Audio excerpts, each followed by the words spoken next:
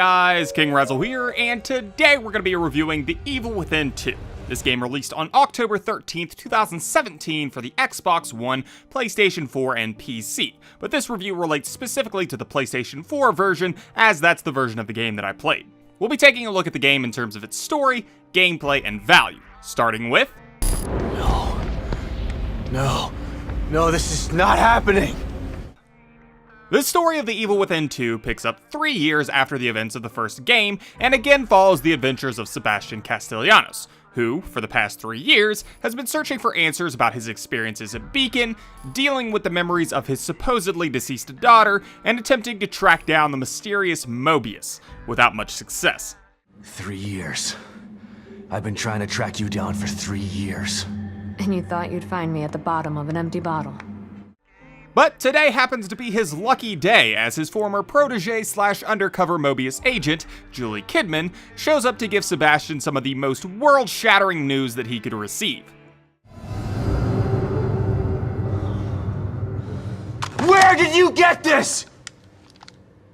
Lily's still alive. His daughter Lily, whom he believed to have died in a house fire several years prior, is still alive, taken by Mobius under those false pretenses to play part in their plan to create a more stable version of STEM. However, recently, there's been some trouble in the program, and seeing as Sebastian has quite a bit of experience dealing with this sort of thing, they decided to send him into an all-new nightmare. You can save her, or let her die. It's your choice.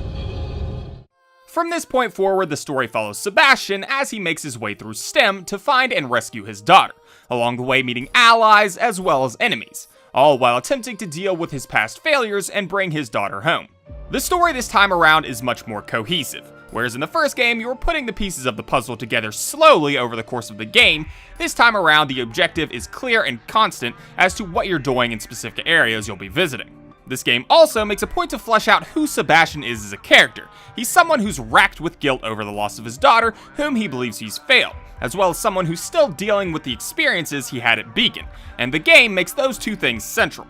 He's also much more expressive this time around to follow up on the criticisms that a lot of people had of him in the first game, where he seemed quite bland. Overall, I thought the story was good, but I did have a few issues with it. It's kind of hard to discuss much without spoiling something, but I didn't feel like the villains in this game came across as overly menacing, and as such, it didn't feel as tense as in the first game, where you were up against the awe-inspiring power of Ruvik, who's basically shaped this entire world around his psyche. However, I did still very much enjoy the story, with the highlight being the newly found depth to Sebastian's personality. I haven't seen one of these in a while. If you've played the original Evil Within game, then this game plays very similar. It's a third-person shooter with an over-the-shoulder perspective, mixed with a bit of stealth to save ammo. And for those of you wondering, yes, the letterbox that was a complaint from many in the first game has been removed in favor of a full-screen view. There have also been a few adjustments to things like the crafting system and the way you can interact with the world itself. With crafting, if you'll recall back to the first game, the systems were very limited. You had the Agony crossbow and you were able to craft bolts out of trap parts that you found littered throughout the world. This time around, you've gotten much more options in terms of what you wish to make, including all types of ammo, crossbow bolts, and healing items. You'll find specific items out in the world, such as gunpowder or a fuse, and combine these items to turn into handgun bullets or an electric bolt. On top of that is the new structure of the world. If you'll recall in the first game, the locations you visited were very linear. There wasn't much exploration to be done in the specific areas. Even in the more open locations, you could find nooks and crannies to explore, but in the end, there was only one way to go. This time around, however, the layout of some of the locations is much more open. You'll visit 2, sort of 3 open areas that you'll have free reign to explore at your leisure, or rush through them towards your objective. I struggle to call it open world because it's really not, but you'll go to a location like the town of Union and you'll have a big section to explore and then go through this tunnel called the Marrow to the next location and you can explore it. There's also the new addition of side missions. I believe there are a total of 3, at least that I've found, so we're not looking at Skyrim here, but there are a handful. Outside of that, there's also the return of the upgrade system. As in the first game, you'll collect green gel, which allows you to upgrade your character's certain attributes like athleticism, combat, health, stealth, and recovery.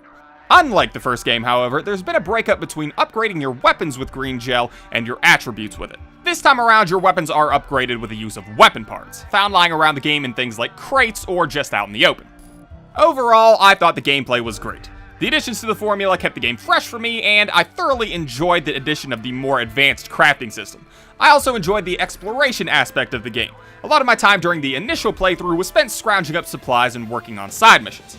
As for the difficulty, which from what I understand was an issue for some people in the first game, I found this game to be similar in terms of enemy combat, but it was much more lenient in terms of the supplies it granted you. If you do want that more hardcore experience, however, the game does give you Nightmare Mode right off the bat, which is likened to the difficulty of the first game. Personally, however, I don't remember the first game being that hard outside of Akumu mode, of course.